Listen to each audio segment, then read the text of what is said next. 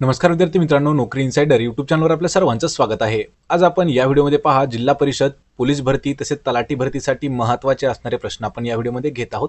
आणि मित्रांनो, हे जे प्रश्न असणार आहेत सर्व सरळ सेवा स्पर्धासाठी हे महत्त्वाचे प्रश्न असणार आहेत। या व्हिडिओमध्ये आपण जवळपास 25 प्रश्न घेतलेले आहेत आणि हे जे प्रश्न आहेत यातील काही प्रश्न आपल्याला वारंवार परीक्षेमध्ये नेहमी विचारले जातात। तर मित्रांनो, आपल्याला या व्हिडिओची जर पीडीएफ डाउनलोड करायची असेल तर पहा मराठी नोकरी या नावाने आपलं टेलिग्राम चॅनल आहे।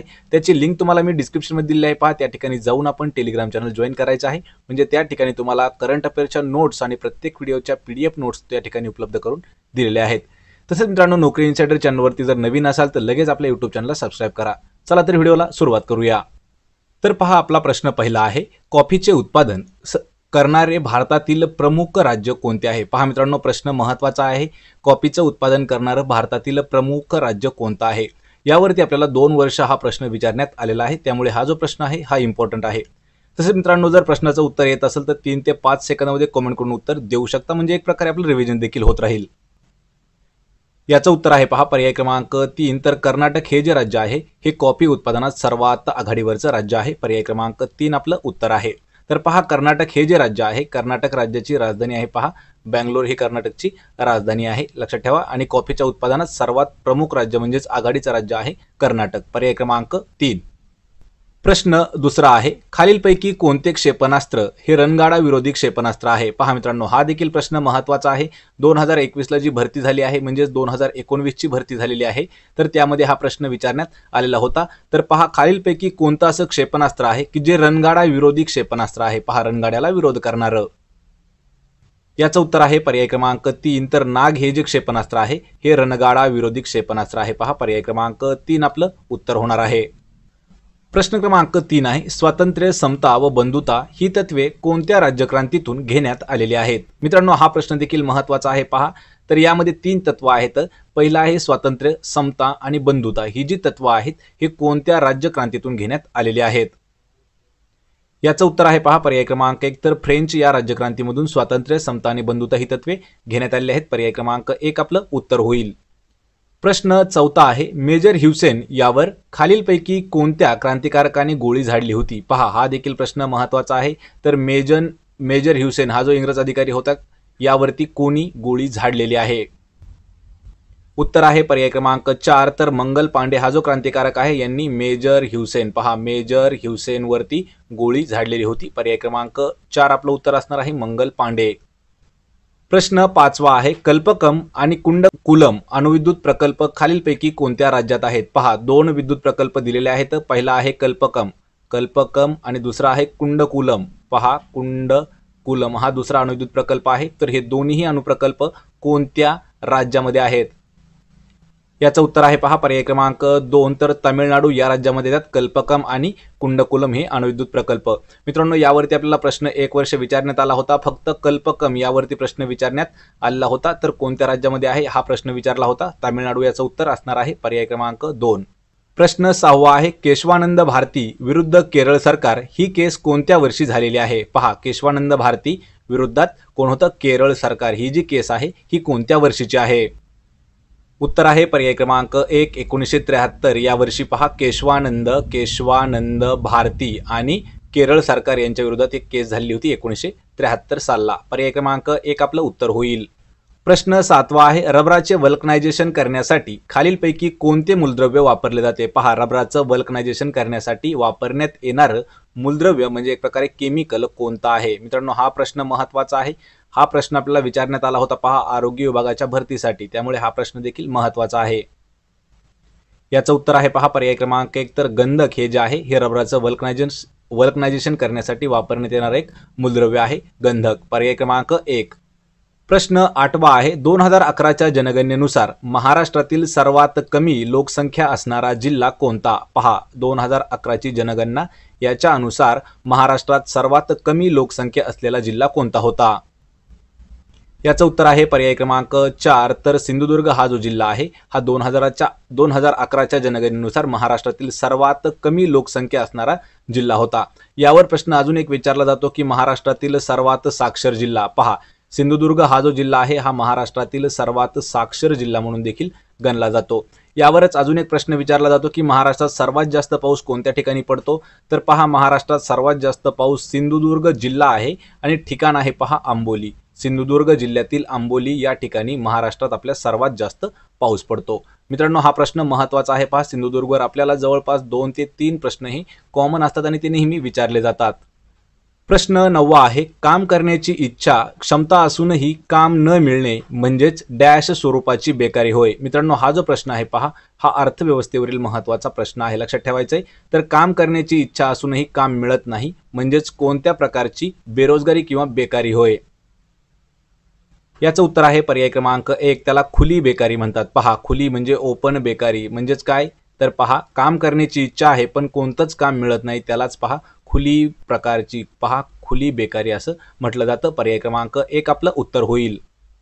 प्रश्न 10 आहे, 18 एप्रिल हा दिवस खालीलपैकी कोणता दिवस म्हणून साजरा केला जातो। पहा दिवस आहे 18 एप्रिल, हा जो प्रश्न आहे हा दिनविशेषवरती विचारण्यात आलेला आहे। तर 18 एप्रिल हा दिवस कोणता दिवस म्हणून साजरा केला जातो, आणि याचं उत्तर आहे पर्याय क्रमांक 1, तर आंतरराष्ट्रीय वारसा दिन म्हणून 18 एप्रिल हा जो दिवस आहे हा साजरा करण्यात येतो। पर्याय क्रमांक 1 आपलं उत्तर होईल। प्रश्न 11 आहे, राज्यघटनेच्या कोणत्या भागात अनुचित 352 ते 360 मध्ये आणीबाणी विषयक तरतुदी दिलेल्या आहेत। पहा मित्रांनो प्रश्न महत्त्वाचा आहे, तर राज्यघटनेच्या कोणत्या भागामध्ये 352 ते 360 मध्ये आणीबाणी विषयक तरतुदी केलेल्या आहेत। उत्तर आहे पर्याय क्रमांक 3, तर भाग 18। लक्षात ठेवायचे, राज्यघटनेच्या अनुचित 352 ते 360 या आणीबाणी विषयक तरतुदी ज्या आहेत ह्या भाग 18 मध्ये समाविष्ट करण्यात आलेल्या आहेत। पर्याय क्रमांक 3। प्रश्न 12 आहे, समाजवादी धर्मनिरपेक्ष हे 2 शब्द सरनाम्यात कोणत्या घटना दुरुस्तीने समाविष्ट करण्यात आले आहेत। पहा कोणते 2 शब्द आहेत, समाजवादी आणि दुसरा आहे धर्मनिरपेक्ष, हे जे 2 शब्द आहेत हे कोणत्या घटना दुरुस्तीने सरनाम्यामध्ये ऍड करण्यात आलेले आहेत। उत्तर आहे पर्याय क्रमांक 1, तर 42वी जी घटना दुरुस्ती झाली। पहा 42वी घटना दुरुस्तीच्या नंतर समाजवादी आणि धर्मनिरपेक्ष हे 2 शब्द जे आहेत ते सरनाम्यामध्ये समाविष्ट करण्यात आलेले आहेत। तर 42वी घटना दुरुस्ती होण्याच्या आधी हे 2 शब्द समाविष्ट नव्हते। पर्याय क्रमांक 1 आपलं उत्तर होईल। प्रश्न 13 आहे, अनुच्छेद 5 ते 11 या दरम्यान डॅशची तरतूद भारतीय राज्यघटनेत करण्यात आली आहे। पहा मित्रांनो प्रश्न हा देखील महत्त्वाचा आहे, संविधानावर हे महत्त्वाचे प्रश्न आहेत। आपल्याला 4-5 प्रश्न आपण घेतलेले आहेत जे की थोडेसे नेहमी विचारले जाणारे प्रश्न आहेत। तर पहा अनुच्छेद 5 ते 11 यांच्या दरम्यान डॅशची तरतूद भारतीय राज्यघटनेत करण्यात आलेली आहे। उत्तर आहे पर्याय क्रमांक 1, तर नागरिकत्व। पहा अनुच्छेद 5 ते 11 यांच्या दरम्यान मध्ये कशाची, नागरिकत्वाची तरतूद। पहा नागरिकत्वाची तरतूद जी आहे ही भारतीय राज्यघटनेत करण्यात आलेली आहे। पर्याय क्रमांक 1 आपलं उत्तर होईल। प्रश्न 14 आहे, अनुच्छेद 25 ते 28 यांच्या दरम्यान डॅश मूलभूत अधिकार भारतीय नागरिकांना प्रदान करण्यात आलेले आहेत। पहा प्रश्न अजून एक आपल्याला संविधान आणि राज्यघटनेवर विचारण्यात आलेला आहे। अनुच्छेद 25 ते 28 यांच्या दरम्यान मध्ये डॅश म्हणजे कोणते मूलभूत अधिकार हे भारतीय नागरिकांना देण्यात आलेले आहेत। याचं उत्तर आहे पर्याय क्रमांक 3, धार्मिक स्वातंत्र्याचा अधिकार। लक्षात ठेवायचे मित्रांनो 25 ते 28 यांच्या दरम्यान मध्ये धार्मिक स्वातंत्र्याचा अधिकार जो आहे हा मूलभूत अधिकार आहे महत्त्वाचा, आणि तो भारतीय नागरिकांना प्रदान करण्यात आलेला आहे अनुच्छेद 25 ते 28 मध्ये। पर्याय 3 आपलं उत्तर होईल। प्रश्न 15 आहे, भारतीय प्रतिभूती व विनिमय मंडळ म्हणजेच पहा सेबी याची जी स्थापना आहे ही केव्हा झालेली आहे। हा प्रश्न मित्रांनो थोडासा किचकट प्रश्न आहे, कारण यामध्ये आपल्याला 2 ऑप्शन हे सारखे देण्यात आलेले आहेत जवळपास, आणि याचं उत्तर आहे पहा पर्याय क्रमांक 2, 1988 साली। लक्षात ठेवा 1988 साली सेबीची स्थापना करण्यात आली आहे। लक्षात ठेवा सेबीची स्थापना 1988 मध्ये करण्यात आली आहे, आणि 1992 जे आहे 1992 वर्षी सेबीला पूर्णपणे अधिकार देण्यात आलेले आहेत। तत्पूर्वी 1992च्या आधी आणि 1988 मध्ये यामध्ये कधीच सेबीला अधिकार देण्यात आलेले नव्हते, पण स्थापना आहे 1988 ची, आणि पूर्णपणे ऍक्टिव्ह म्हणजे त्यांना जे अधिकार आहेत हे 1992 ला देण्यात आलेले आहे सेबीला। पर्याय क्रमांक 2 आपलं उत्तर असणार आहे। मित्रांनो हा प्रश्न महत्त्वाचा आहे, लक्षात ठेवायचं। यामध्ये आपले मित्र भरपूर विद्यार्थी आहेत की जे कन्फ्यूज होऊ शकतात। 1992 हे जे आहे हे या ठिकाणी फक्त अधिकार देण्यात आलेले आहेत, आणि 1988 ला स्थापना झालेली आहे। प्रश्न 16 आहे 1910 मध्ये जेजुरी पुणे या ठिकाणी मुरळी प्रतिबंधक चळवळ खालीलपैकी कोणत्या समाजसुधारकाने सुरू केली आहे? पहा, मुरळी प्रतिबंधक चळवळ जी आहे ही 1910 मध्ये जेजुरीला करण्यात आलेली होती आणि ही कोणत्या समाजसुधारकाने केली होती? उत्तर आहे पर्याय क्रमांक 1 विठ्ठल रामजी शिंदे म्हणजे वी रा शिंदे यांनी 1910 या वर्षी मुरळी प्रतिबंधक चळवळ जी आहे ही सुरू केली होती। ठिकाण आहे याचं जेजुरी। लक्षात ठेवा, महत्त्वाचा प्रश्न आहे हा देखील। पर्याय क्रमांक 1 आपलं उत्तर असणार आहे वी रा शिंदे। प्रश्न 17 आहे भारतात विहिरींची संख्या सर्वाधिक असणारे राज्य खालीलपैकी कोणते आहे? पहा, भारतात सर्वात जास्त विहिरी असणारं राज्य कोणतं आहे? याचं उत्तर आहे पहा पर्याय क्रमांक 2 तर गुजरात हे राज्य आहे। या राज्यामध्ये सर्वात जास्त आपल्या भारतामधील विहिरी आहेत गुजरातमध्ये। गुजरातची राजधानी आहे पहा गांधीनगर, ही गुजरातची राजधानी आहे। पर्याय क्रमांक 2 आपलं उत्तर आहे। प्रश्न 18 आहे एक गाव एक पानवटा या मोहिमेची सुरुवात खालीलपैकी कोणी केली होती? मित्रांनो, हा प्रश्न देखील महत्त्वाचा आहे। पहा, 2013 पासून आपल्याला हा प्रश्न विचारण्यात आलेला आहे। तर एक गाव एक पानवटा या मोहिमेची सुरुवात कोणी केली? उत्तर आहे पर्याय क्रमांक 4 बाबा आढाव यांनी सुरुवात केली आहे एक गाव एक पानवटा ही मोहीम। पर्याय क्रमांक 4 मित्रांनो आपलं उत्तर असणार आहे।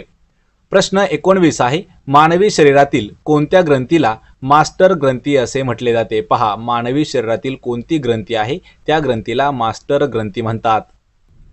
याचं उत्तर आहे पहा पर्याय क्रमांक 1 तर पीयूषिका जी ग्रंथी आहे याच ग्रंथीला पहा मास्टर ग्रंथी असं म्हटलं जातं। पर्याय क्रमांक 1 आपलं उत्तर होईल। प्रश्न 20 आहे सापेक्षतावाद सिद्धांत खालीलपैकी कोणत्या जर्मन शास्त्रज्ञाने मांडलेला आहे? पहा, सापेक्षवाद किंवा सापेक्षतावादाचा जो सिद्धांत आहे थेरम तो कोणत्या जर्मन शास्त्रज्ञाने मांडलेला आहे?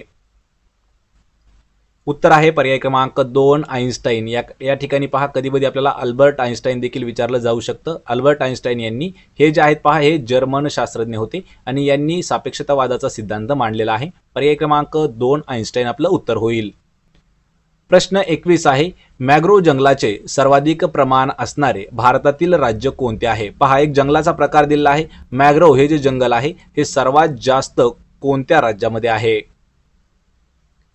उत्तर आहे पर्याय क्रमांक 4 तर पश्चिम बंगाल या राज्यामध्ये मॅग्रोव जे जंगल आहे याचं सर्वात जास्त प्रमाण आहे आणि पश्चिम बंगालची राजधानी आहे पहा कोलकाता। यावरती मित्रांनो आपण प्रत्येक राज्यावरती देखील महत्त्वाचे व्हिडिओ घेणार आहोत, त्याची लिंक तुम्हाला मी लवकर डिस्क्रिप्शनमध्ये देऊन टाकणार आहे। प्रश्न 22 आहे घटनात्मक आणीबाणी राष्ट्रपती राजवट सर्वप्रथम डॅश या राज्यामध्ये 1951 मध्ये करण्यात आली होती? पहा मित्रांनो, प्रश्न हा महत्त्वाचा आहे। तर घटनात्मक आणीबाणी ही जी आहे किंवा राष्ट्रपती राजवट सर्वात प्रथम कोणत्या वर्षी करण्यात आली आहे? पहा 1951 वर्षी करण्यात आलेली आहे, पण ती कोणत्या राज्यात करण्यात आलेली होती? उत्तर आहे पर्याय क्रमांक 1 पंजाब या राज्यामध्ये 1951 या वर्षी राष्ट्रपती राजवट आणि घटनात्मक आणीबाणी ही सर्वात पहिल्यांदी म्हणजे सर्वप्रथम करण्यात आलेली होती पंजाबमध्ये। पंजाबची राजधानी लक्षात ठेवायचे चंदीगड ही पंजाबची राजधानी आहे आणि चंदीगड हे एक केंद्रशासित प्रदेश देखील आहे। तसेच हरियाणाची राजधानी देखील आहे पहा चंदीगड। प्रश्न 23 आहे कोणतेही धनविधेयक सर्वप्रथम खालीलपैकी कोणत्या सभागृहातच मांडावे लागते? पहा मित्रांनो, प्रश्न महत्त्वाचा आहे। तर कोणतेही जे धनविधेयक आहे हे सर्वप्रथम खालीलपैकी कोणत्या सभागृहात प्रथमच मांडावे लागते? याचं उत्तर आहे पहा पर्याय क्रमांक 2 तर लोकसभेमध्ये कोणतेही धनविधेयक जे आहे हे सर्वप्रथम लोकसभेमध्येच आपल्याला मांडावं लागतं। पर्याय क्रमांक 2 आपलं उत्तर होईल। प्रश्न 24 आहे ग्रामपंचायत सदस्य संख्या निश्चित करण्याचा अधिकार खालीलपैकी कोणाकडे आहे? पहा मित्रांनो, प्रत्येक गावाची जशी जशी लोकसंख्या आहे तशा तशा पद्धतीने ग्रामपंचायत सदस्य हे निवडले जातात। तर ग्रामपंचायत सदस्य संख्या निश्चित करण्याचा जो अधिकार आहे हा कोणाकडे असतो? याचं उत्तर आहे पहा पर्याय क्रमांक 3 तर जिल्हाधिकारी म्हणजेच पहा कलेक्टर यांच्याकडे अधिकार असतो। कशाचा अधिकार? तर ग्रामपंचायत सदस्य संख्या निश्चित करण्याचा। पर्याय क्रमांक 3 जिल्हाधिकारी आपलं उत्तर होईल। प्रश्न 25 आहे संसदेच्या अधिवेशनातील अंतर डॅश महिन्यापेक्षा जास्त नसावे? पहा, संसदेचं जे अधिवेशन आहे त्यातील जे अंतर आहे हे किती महिन्यापेक्षा जास्त असू नये म्हणजेच नसावे?